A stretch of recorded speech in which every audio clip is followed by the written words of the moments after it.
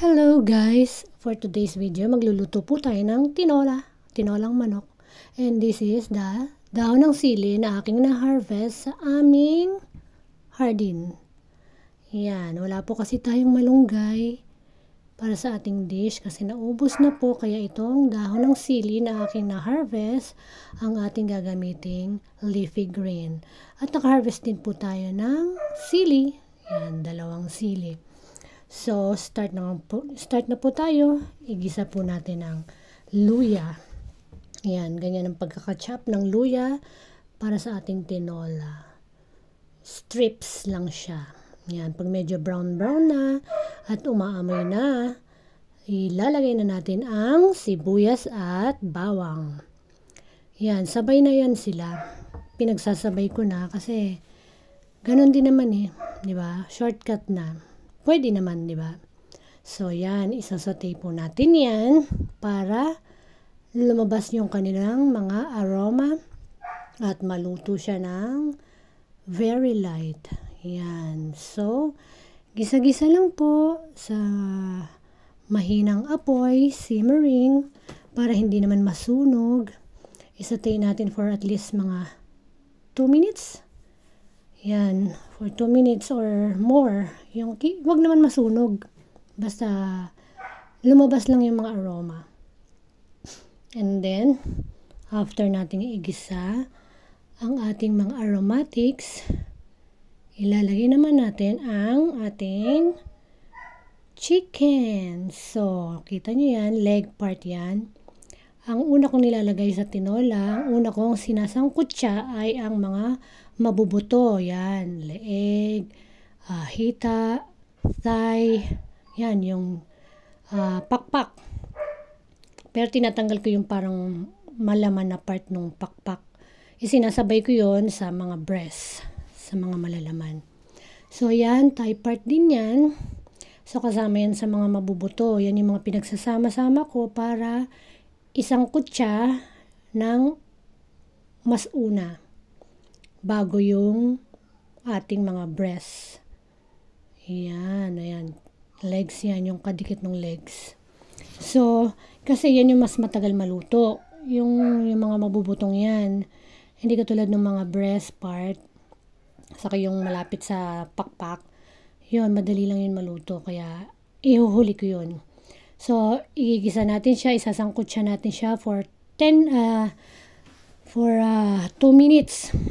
Pero, isi-simmer natin siya ng hanggang 10 minutes para siguradong luto.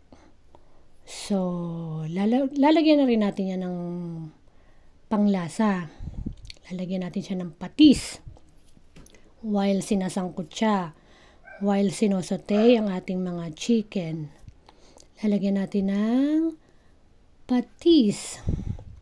Mga isang sandok lang. Yung sandok na yan na ginagamit ko.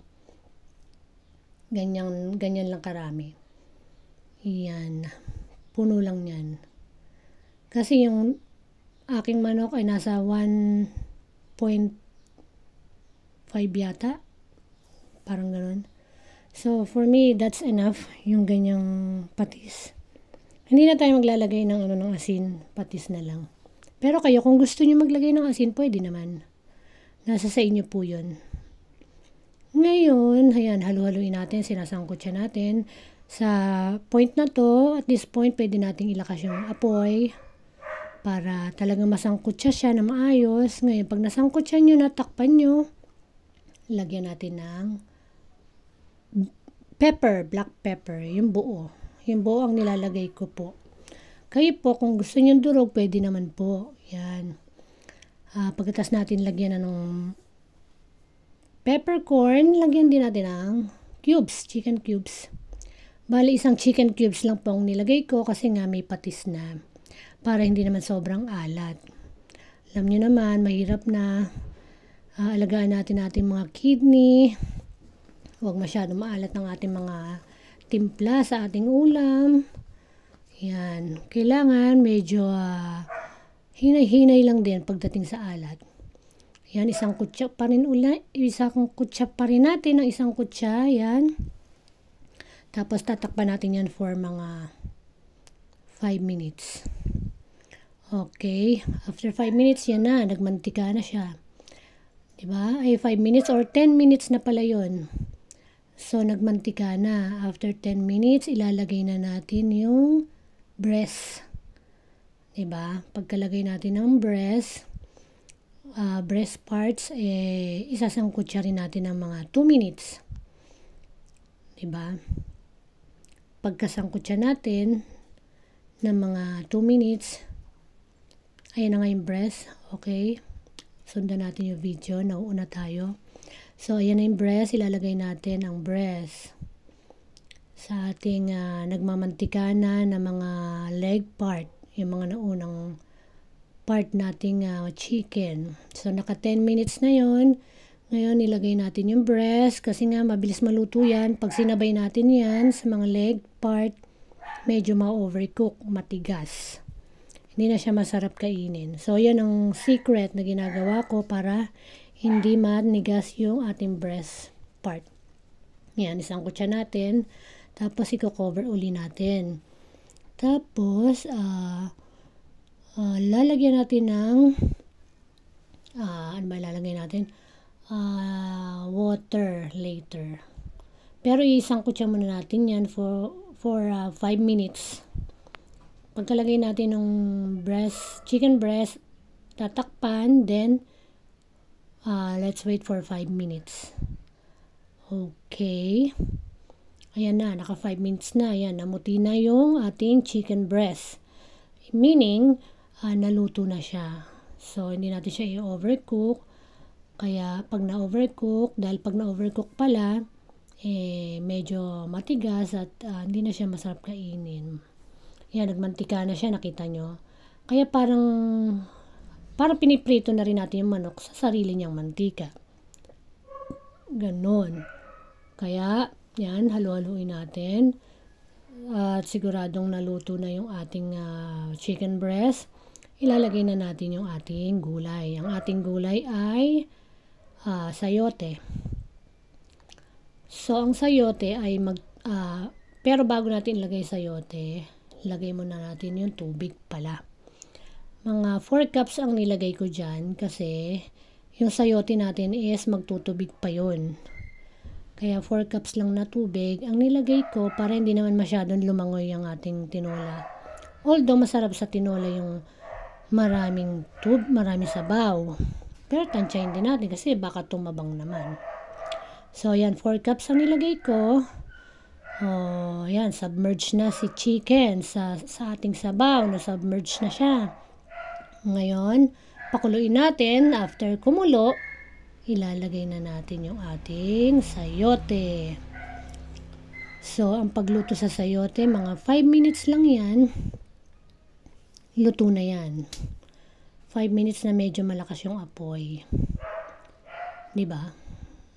So, after 5 minutes, yan na. After 5 minutes, kumulo na, naluto na si sayote.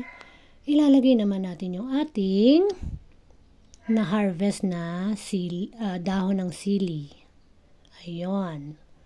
Ayun na siya. Mabilis lang maluto itong dahon ng sili, kaya siguro 1 to 2 minutes, luto na po ito.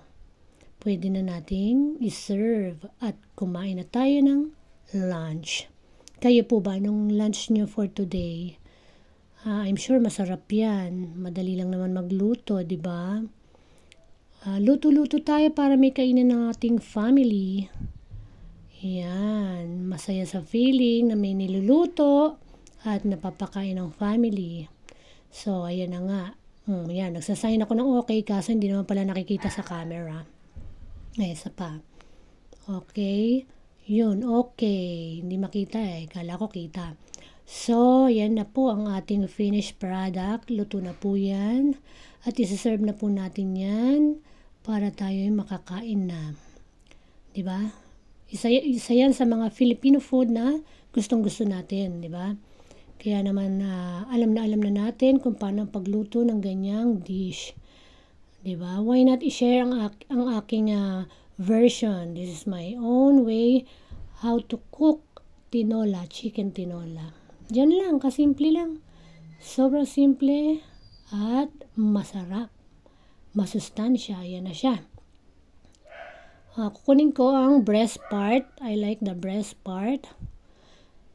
Yan ang aking kakainin for lunch. And then, lagyan natin syempre ng gulay, sayote. Diba? Importante na lagi tayo may gulay sa ating everyday life. Para yung digestion natin ay maganda. O yan ang ating sabaw. Nakikita nyo ba yung ating sabaw? O diba, sabaw palang ulam na. Malilamnam ng itsura. Yan, gusto ko rin maraming dahon ng sili. Kalain mo, galing lang sa ating garden, diba? Meron tayong pangsahog. Kaya kayo magtanim na rin kayo, guys. Para pag kailangan nyo, hindi nyo na kailangan pumunta sa palengke. Pipitas na lang kayo. Ayan. O, diba? Ang sarap-sarap. So, guys, lunch na tayo. Kain na, guys. Ayan yung aking na-harvest na sili. Hindi na ako magsasawsawan kasi tinikman ko okay na eh. Tama lang yung lasa for me. Kaya, ikakain ko na lang siya sa siling na harvest ko. At yan ang aking rice. So, let's eat na. Thank you, guys, for watching. See you on the next vlog. Bye.